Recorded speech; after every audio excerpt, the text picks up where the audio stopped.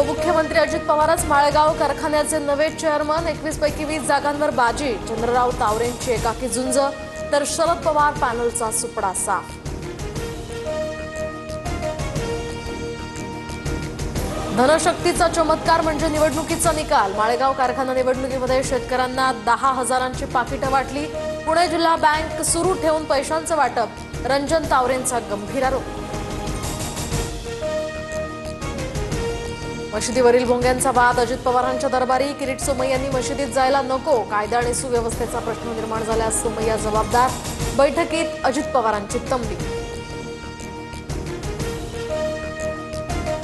किरीट सोमय्यांनी जाणून बुजून मशिदीतील भोंग्यांचा वाद उकरून काढला। समाजवादी पक्षाचे नेते अबू आझमींचा आरोप। अजित पवारांनी योग्य मार्ग काढण्याचं आश्वासन दिल्याचंही भाष्य। अनधिकृत भोंग्यांच्या संदर्भात नियमांची पायमल्ली करणाऱ्यांवर कारवाई करा। उपमुख्यमंत्री अजित पवारांचे पोलीस आयुक्त आणि महासंचालकांना निर्देश।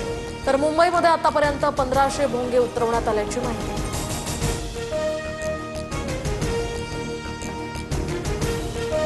संग्राम जगताप यांची राष्ट्रवादीच्या नियमित बैठकीला दांडी। दादांनी बोलावून सुद्धा संग्राम जगताप हे बैठकीला उपस्थित राहिले नाहीत। दरम्यान त्यांच्या कृतीसंदर्भात राष्ट्रवादीच्या बैठकीत नाराजी। मोदींनी तुझ्या बापाला 6,000 रुपये पेरणीला दिलेत। तुझ्या अंगावरचे कपडे आणि पायातील बूट चपला सुद्धा सरकारमुळेच। सोशल मीडियात टीका करणाऱ्या तरुणांना उत्तर देताना भाजप आमदार लोणीकरांची जीभ घसरली। 2026 पासून 10वीच्या सीबीएसई बोर्डाची 2 वेळा परीक्षा होणार। फेब्रुवारी आणि मे महिन्यामध्ये परीक्षा पार पडणार। पहिला टप्पा अनिवार्य तर दुसरा टप्पा पर्यायी असणार। यातले जास्त गुण अंतिम निकालामध्ये ग्राह्य धरणार।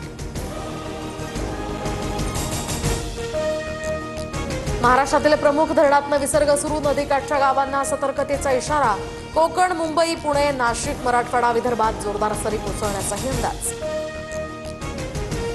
हिमाचल प्रदेशच्या कुलूमध्ये मोठा पूर। सैज घाटामध्ये ढगफुटीसदृश पावसामुळे भीषण स्थिती। अनेक घरं आणि गाड्या देखील पाण्याखाली।